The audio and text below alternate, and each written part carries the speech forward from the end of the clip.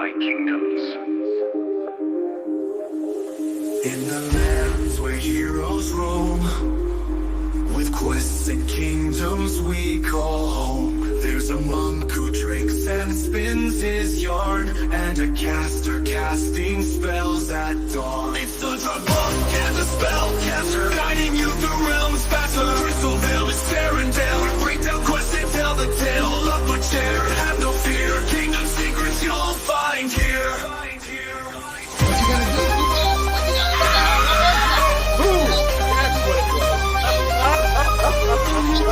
What you gonna Promotion will shine bright with heroes summoned, ready to fight. The monk's got wisdom in every sip, while the caster's magic never slips.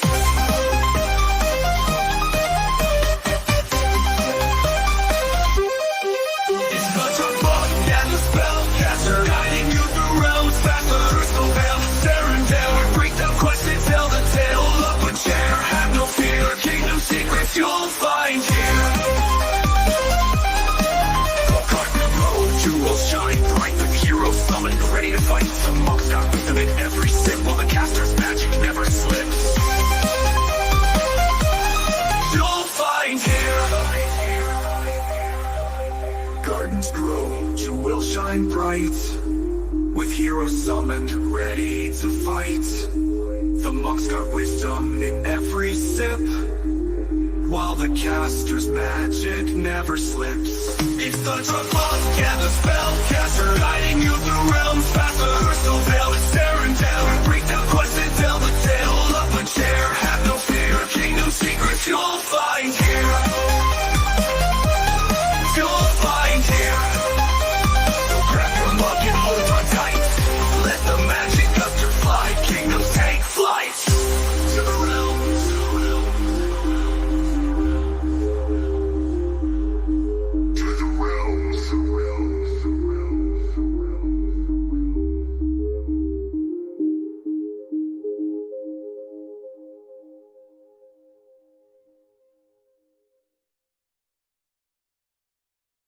Welcome back, everybody, to another deep dive. This time, we're diving deep into the new Hero Transcendence system in Game Name. Yeah, this new system, it's a big one. Oh, it is. We're talking about saying goodbye to our heroes. In a way, yeah. Yeah, sending them off to, to join the armies of the gods. That's the idea. It sounds pretty epic, but it's not all just like a cool story element. Right. There's some serious strategy involved here because basically we're talking about burning our heroes. Well, burning them in a way, yeah, to get valuable resources. Yeah, permanently removing them from our roster. Yeah, but I think it's important to say it's not just dismissing them. Okay. You know, they're transcending to this other realm. It's kind of a cool way to think about it. So they're not just like, poof, gone. Right, exactly. They're leaving behind a legacy, a powerful legacy. All right, so let's get down to the nitty-gritty. Okay. So transcendence means they're gone, right? Permanently off my roster. That's right. But in return, I get this divine essence, or DE. That's right, DE. And sometimes greater divine essence, or GDE. That's right, GDE. What exactly are these essences? What can I do with them? So think of DE and GDE as the residual energy of your hero's power. Okay. Crystallized into a usable form. Mm-hmm. Like they're converting their strength, their experience into something you can use, a resource. So it's like, I don't know, I'm trying to think of a good analogy here. It's like distilling their essence. Yeah, exactly. Distilling it down Yeah, okay. into something tangible and powerful. And I can use these essences to do what? So many things. Boost your items, runes, enhancement stones. You can even use them to re-roll those, you know, sometimes frustrating level up stat gains. Oh, that's handy. Or even completely reset a hero back to level 1 for a fresh start. So like a respec in my favorite RPG. Exactly. Yeah. You got it. Nice. And there are even whispers of more uses coming in the future, so. Oh, even more. Okay. All right. I'm intrigued. But what about those void-touched heroes? Yeah. Do they transcend the same way? They do transcend, but instead of GDE, they generate void shards, or VS for short. BS. Like the void is claiming a part of their divine essence. Okay, so when I choose which heroes I want to transcend, I'm guessing not all heroes are created equal. Right? Absolutely not. No, they're not. There's a hero score, Okay. which determines how much DE, GDE, or VS you're going to get. So what goes into this hero score? Like what determines it? So many factors. Okay. You want to pay attention to their level, their rarity, their class, even the number of summons remaining. Wow, okay, so a lot to think about. But the biggest factor, hands down, is level. Level, okay. A level 100 hero, you're looking at 12 to 24 times more than a low-level one. Wow, okay, so level them up first. So level them up first. Okay, what about the Geno heroes? Do they work the same? That's a great question. Gendo heroes cannot transcend. Okay. They're the foundation of your roster. They stay with you throughout your journey. So they're untouchable. They're like the I'm trying to think of like a good analogy. Like those legendary heroes of old, the myths. Yeah. They're always there. They never leave. Exactly. They stick with you. Okay, cool. So high level, high rarity. That's what I'm looking for when I'm picking my sacrificial lambs, so to speak. Exactly. But I also remember you mentioning a multiplier bonus. Yes. What's that all about? This is where things get really interesting. Okay. Strategically interesting. All right, I'm all ears. So the devs added this hero score multiplier that encourages you to diversify your transcendence choices. Okay. So break that down for me. So basically the game groups your heroes Okay. into these different categories. Okay, categories. Based on class, rarity, level, how they were summoned, even which realm they transcend in. Wow, a lot of categories. A lot of categories. Okay, so I get that. Different categories. How does that actually affect the rewards? Okay, here's the key. Okay. The first 5 heroes you transcend in each of these categories get a bonus to their score. Okay. The very first one gets a 5x multiplier. So if let's say I burn a bunch of level 15 rare wizards that were all summoned the same way, I get less of a bonus after the first 5. That's exactly right. Okay. Yeah, so it goes 5x for the first, then 4x, 3x, and so on, down to 1x for the 6th, and every one after that. So if you want to maximize your essence, you can't just focus on one type of hero. So I got to spread it out. Spread it out. Okay. That's the key. That makes sense. This multiplier doesn't stick around forever, though, right? You're absolutely right. It resets, but not immediately. So if you wait more than 30 days after that multiplier drops to 1x, before you burn another hero in that category, it'll start to climb back up. Okay. And after a full 100 days, it resets back to that full 5x bonus. So I gotta wait for the right time. There's a timing element, absolutely. Wow. So it's almost like, I don't know, I keep thinking about analogies. It's complex. Yeah, it's like playing the stock market or something. Yeah, I like that. Where I'm not buying and selling stocks, I'm deciding when to transcend heroes to get the most essence. Wait. Okay, this is more complex than I thought. And we haven't even talked about the bonus rewards from like using enhancement stones and attunement crystals. You're right. We have a lot more to unpack, but hold on to that thought because we'll get to that right after this. All right, sounds good. We'll be right back.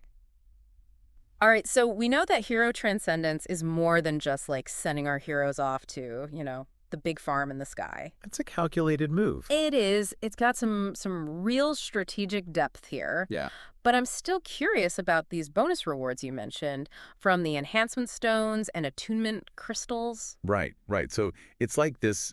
Think of it as a bonus for your investment. Okay. You know those enhancement stones you use during summoning and the attunement crystals when you're leveling up your heroes? Yeah. Those actually, when a hero transcends, they add a little bit of extra DE, GDE, or VS, depending on the hero, to that reward. Oh, okay. So it's not a total loss. Not a total loss. It's a little return on your investment. I like that. Okay, so I want to get back to this strategic timing thing we were talking about. Right. It seems like knowing when to transcend a hero is just as important as knowing which hero. Absolutely. Yeah. Timing is everything when you're trying to maximize those hero score multipliers. Okay, so let's say I have a hero who's, prime candidate, high level, good rarity. Right. But that multiplier for their category is low at the moment. Should I wait? Should I be patient? I think, honestly, that's probably a smart move, yeah. Okay. Especially if it's a valuable hero. You might want to wait for that multiplier to climb back up. But of course, you don't want to hoard heroes forever. Right. It's a balancing act. It is, yeah. Okay. Now, we've talked a lot about DE and GDE. Right. But what about those void shards? We haven't really dived into those yet. Yeah, the void shards, these are interesting. You only get them from transcending void-touched heroes. Yeah. And the way it works is there's this kind of like a roll system involved. Battle system, yeah. Yeah, so the base number of void shards you get is just the whole number of what the GDE reward would have been. Okay. But then you have a chance to get an extra shard based on that, like the decimal part of that GDE number. So, like, if a hero would have given me, let's say, 4.6 GDE, if they weren't void touched, right, I get 4 void shards for sure, and then a chance for a 5th. Exactly. Oh, okay. So in that case, you'd have a chance based on that 0.6 to get a 5th one. And here's the kicker. Okay. If you succeed, there's another roll with a lower chance to get a 6th. Wow. Okay. And it could keep going. The chances get lower each time, but it's like this chain reaction. So it's almost like gambling. It is a little bit, yeah. Like I'm not pulling a slot machine lever, but I'm sending my hero off to the void, and who knows what I'm going to get. Exactly. But what can I do with these void shards? Like, what's their purpose? So void shards have their own, like, unique uses, Yeah. completely separate from DE and GDE. Okay. They're mainly used for crafting, like, void-infused items. Oh. Unlocking special abilities. Cool. A lot of it's still shrouded in mystery, but it's definitely related to, tapping into that darker power of the void. So maybe transcending void-touched heroes is worth it, even if they don't give as much DE. Could be, yeah. Something to think about. All right, so much to consider. Before we go too far down the rabbit hole here, Yeah. I do want to come back to those lesser attunement crystals that heroes leave behind. Right. Those are interesting. It's like they're leaving behind a little piece of their strength. Okay. And you get different types and numbers of crystals depending on the hero's top stats Mm-hmm. and their rarity. So stronger heroes leave behind more crystals. More crystals, and rarer heroes, they have a chance of leaving behind crystals that reflect their second highest stat, too. Oh, okay, so it's not just their number 1 strength. It could be multiple. Exactly. But wait a minute. I'm remembering there's a chance those crystals could be something else, too. Something called chaos crystals. Yes. You have a great memory. There's a 25% chance for each crystal to become a lesser chaos crystal instead. Okay. And what do chaos crystals do? Chaos crystals are, they're a bit unpredictable. Okay. They often add a random element to upgrades or crafting. So it's like a little bit of a gamble. A little bit of a gamble? I like that. Okay. So much going on with this system. It seems like they really thought of everything. They did. They created this like intricate web of mechanics that really make you think, make you think about your choices. Absolutely, yeah. We could probably talk about this all day, but we've got to move on. We do. To the real meat and potatoes here. Yes. What can I actually DO with all this DE and GDE I've accumulated? Right. Let's talk about that. All right. So we've explored all the ins and outs of hero transcendence. Yeah, we've covered a lot. From hero scores, multipliers, void shards, chaos crystal. I've been through it. I'm ready to put this knowledge to work. Let's talk about how I actually use all this DE and GDE I've been saving up. Right. Let's start with item upgrades. Okay. That's a core use for your divine essence. You can use DE and GDE to boost normal crystals to greater crystals. Okay. Normal stones to greater stones. Got it. You can even craft moksha runes. Each upgrade has a specific cost, in gold, DE, and GDE. So it's like a crafting system, but instead of gathering materials out in the world, I'm using the essence of my heroes. Exactly. You got it. It's like you're forging these powerful upgrades. That's cool. What about those level up rerolls we talked about? Right. How much DE do I need to kind of reshape my hero's destiny? Right. So the base cost is 2 DE per reroll. Okay. But it does get more expensive if you keep rerolling at the same level. So I can't just keep rerolling forever, hoping to get the perfect stats. Right. It'll cost you. However, good news is, each time your hero levels up, that reroll cost goes down a bit. Oh, so there's a strategy to it. Absolutely. You got to think about the timing of your rerolls. Okay, I like that. Okay. And what about that full hero reset? It sounds pretty drastic. It is. It's a big decision. But for, a truly valuable hero Right. that you want to completely rebuild, it can be worthwhile. First reset costs 4 GDE.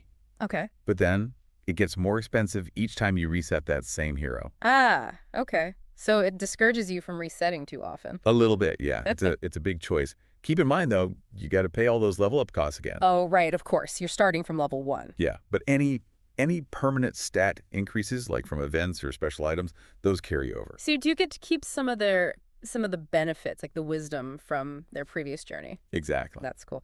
Okay, last but not least, Yes. equipment restoration. Ah, yes.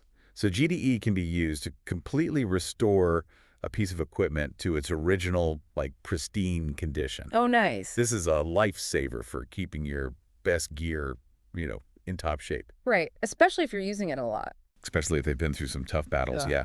And the cost is based on the item's durability and how many times you've already repaired it. So the more beat up it is, the more it costs. Makes sense. Yeah, yeah, it does. We've covered so much. This hero transcendence system, it's woven into every part of the game. It really is. It's not just a feature. It's like this whole other layer. Yeah, it changes the way you think about your heroes. Exactly. It encourages you to think long-term, make these strategic decisions. Yeah, I really like that. Well, this has been an awesome Deep Dive. It has been fun. Thanks for joining me. My pleasure. And to our listeners, I hope you're feeling ready to explore this whole world of hero transcendence. I mean, it's a lot to take in, but hopefully you feel like you have a better understanding of how it all works, and maybe you've even come up with some strategies of your own. Yeah, that's the exciting part. There's no one right way to approach it. Great. Until next time, everybody, keep on gaining, and may all your heroes transcend to greatness. See you later.